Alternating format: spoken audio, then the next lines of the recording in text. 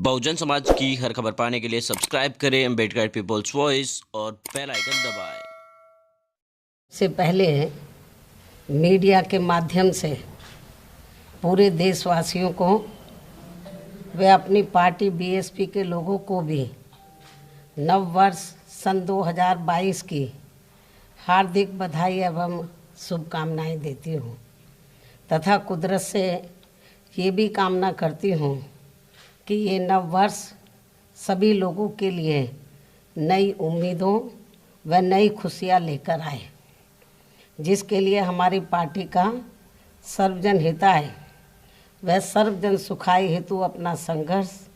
प्रयास एवं योगदान हमेशा लगातार जरूर जारी रहेगा। साथ ही देश के करोड़ों गरीबों, कमज़ोर तबकों, मजदूरों, किसानों, युवाओं, छोटे व्यापारियों, महिलाओं व अन्य मेहनतकश लोगों को भी वर्तमान में फिर से शुरू हो रही कोरोना बीमारी आदि के इस कुदरती मार के साथ साथ केंद्र व राज्य सरकारों की भी इनके प्रति व जिन वर्गों का मैंने नाम लिया उनके प्रति भी चल रही इनकी वायदा खिलाफी व अन्य घोर विफलताओं से भी हिम्मत नहीं हारना है, बल्कि हर प्रकार की सावधानी बरतते हुए वे अपने संघर्ष के बल पर इनको अपना उज्जवल भविष्य खुद बनाना है और इसके लिए इनको आगे बढ़ चढ़कर मैदान में डटना होगा। और इसके लिए चुनाव में परम पूज्य बाबा साहब डॉक्टर भीमराव अम्बेडकर का एक व्यक्ति व एक वोट का दिया गया ये हथियार एक सशक्त माध्यम है, जिससे लोग देश में या सभी जन विरोधी सरकारों को उचित लोकतांत्रिक सजा दे सकते हैं। इसलिए अभी हाल ही में उत्तर प्रदेश, उत्तराखंड व पंजाब आदि इन राज्यों में होने वाले विधानसभा आम चुनाव में अपने इस हथियार के जरिए ही वर्तमान में चल रहे अपने बुरे दिनों से मुक्ति पाकर थोड़े अच्छे दिनों की तरफ सार्थक प्रयास अवश्य कर सकते हैं। यही बीएसपी का नव वर्ष सन 2022 की सही आकांक्षा व संदेश भी है। इसके अलावा आज नव वर्ष के खास मौके पर सावधानी के तौर पर मैं अपनी पार्टी के लोगों को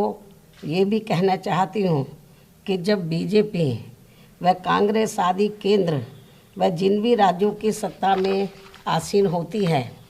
तो फिर ये पार्टियाँ केंद्र व संबंधित राज्यों में चुनाव घोषित होने से लगभग तब ये पार्टियाँ पूरे देश में जब लोकसभा का आम चुनाव होता है तो तब ये पार्टियाँ उस दौरान केंद्र व संबंधित राज्यों में चुनाव घोषित होने से लगभग 2-2.5 महीने पहले अपनी खूब ताबड़तोड़ हवाई घोषणाएं, शिलान्यास, उद्घाटन व लोकार्पण आदि करती हैं तथा उनकी आड़ में सरकारी खर्चे से अपनी खूब चुनावी जनसभाएं भी करती हैं, जिस पर इनकी पार्टी का नहीं बल्कि हमारी आम जनता का ही सरकारी पैसा पानी की तरह काफ़ी बेदर्दी से बहा दिया जाता है,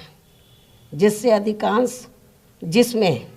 इनके ये जो इस किस्म के प्रोग्राम होते हैं जिसमें अधिकांश आधी भीड़ सरकारी कर्मचारियों की व आधी भीड़ टिकटार्थियों की ही होती है, जैसा कि अब हमें यहाँ उत्तर प्रदेश, उत्तराखंड व पंजाब स्टेट आदि में देखने के लिए मिल रहा है। और इतना ही नहीं बल्कि अब यह ठंड में जो इनको गर्मी चढ़ी हुई है, ये सरकार के गरीबों के खजाने की ही गर्मी इन्हें चढ़ी हुई है, जो अभी ये सरकारी खजाने का पैसा इस्तेमाल करके प्रोग्राम कर रहे हैं। मैं इस बात को फिर दोहराना चाहती हूँ। और इतना ही नहीं बल्कि अब यह ठंड में जो इनको गर्मी चढ़ी हुई है, ये सरकार के गरीबों के खजाने की ही गर्मी इन्हें चढ़ी है। लेकिन जब ये पार्टियाँ सत्ता में नहीं होती हैं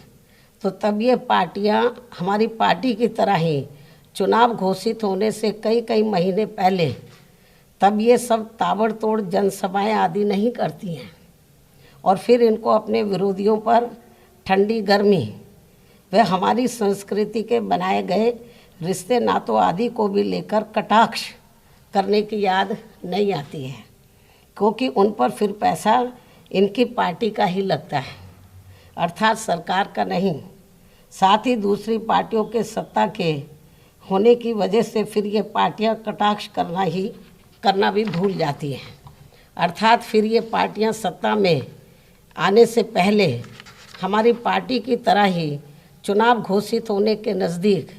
केवल स्टेट लेवल पर व कार्यकर्ताओं के विभिन्न स्तर पर अधिकांश अपने अपने कार्यालयों पर ही अपनी तैयारी करती हैं। ये सब इन पार्टियों के साथ साथ हमारे मीडिया बंधुओं को भी मालूम है।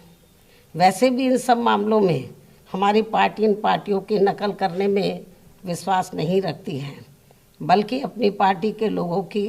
आर्थिक स्थिति को ही ध्यान में रखकर पूरे सूझबूझ से काम करती है। क्योंकि मुझे इस बात का एहसास है कि यदि मैं इन पार्टियों की तरह इनकी नकल करके आए दिन खूब जनसभाएं आदि करती हूँ, तो फिर मेरे लोग चुनाव के समय में जनसभाओं आदि करने के लिए ज़्यादा आर्थिक बोझ नहीं उठा पाएंगे,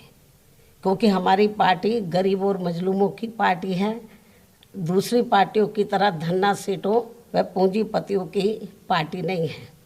हमारी पार्टी के साथ साथ एक मूवमेंट भी है, और यदि हम दूसरों की नकल करेंगे तो इससे फिर पार्टी को धन के अभाव होने पर चुनाव में काफ़ी कुछ नुकसान पहुंच सकता है।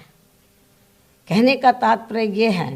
कि चुनाव की तैयारी को लेकर हमारी पार्टी की अलग कार्यशैली व तौर तरीके हैं, जिसे हम बदलना नहीं चाहते हैं। चाहे तो विरोधी पार्टियां खूब कटाक्ष करें या मीडिया भी खूब उल्टा सीधा लिखे, लेकिन चुनाव को तैयारी को लेकर हमारी पार्टी की अलग कार्यशैली व तौर तरीके हैं, जिसे हम बदलना नहीं चाहते हैं। वैसे भी हमारी पार्टी की इस कार्यशैली के लिए दूसरी पार्टियों को हमारी चिंता नहीं करनी चाहिए। हमें खुद अपनी पार्टी की चिंता है। इसलिए आज मैं नव वर्ष के मौके पर पूरे देश में अपनी पार्टी के लोगों को यही कहना चाहती हूँ कि हमारी पार्टी का खासकर चुनाव के दौरान कार्य करने का जो तौर तरीका व कार्यशैली है, तो उन्हें उस पर ही अमल करके अपनी पार्टी का इस चुनाव में बेहतर रिजल्ट लाना चाहिए। और यदि हम इस मामले में दूसरी पार्टियों की नकल करते हैं तो उनके पास पैसा सरकार के साथ साथ बड़े बड़े पूंजीपतियों व धन्ना सेठों के पास से भी खूब आता है, जिनको फ़ायदा पहुंचाने के लिए ये पार्टियां शुरू से ही यहाँ गरीबों व कमज़ोर तबकों का लगातार शोषण करती आ रही हैं। इस खास अपील व अनुरोध के साथ ही अब मैं पुनः पूरे देशवासियों व अपनी पार्टी के लोगों को भी नव वर्ष सन 2022 की हार्दिक बधाई एवं शुभकामनाएं देती हूँ। लेकिन इसके साथ साथ यहाँ मैं ये भी कहना चाहती हूँ कि इस नव वर्ष के पहले दिन जम्मू कश्मीर के वैष्णो देवी मंदिर में दर्शन के दौरान जो वहाँ पर बहुत बड़ा हादसा हुआ है, जिसमें कई लोगों की मृत्यु हो गई है व बड़ी संख्या में लोग वहाँ बुरी तरीके से घायल भी हो गए हैं। ये अति दुखद घटना है। कुदरत से मैं यही कामना करती हूँ, प्रार्थना करती हूँ कि इस दुख को सहन करने की पीड़ित परिवारों को हिम्मत व हौसला जरूर दे। लेकिन इस घटना को लेकर अति दुख इस बात का भी है कि अभी तक मीडिया के माध्यम से जो तथ्य सामने आ रहे हैं, तो उसमें सरकार की ज़्यादा लापरवाही हमें नज़र आ रही है। सरकार इस पर ज़रूर गंभीरता से चिंतन करे, ताकि भविष्य में ऐसी घटना की कभी भी पुनरावृत्ति ना हो सके। इन्हीं ज़रूरी बातों के साथ ही मैं अपनी बात यहीं समाप्त करती हूँ। धन्यवाद। जय भीम व जय भारत।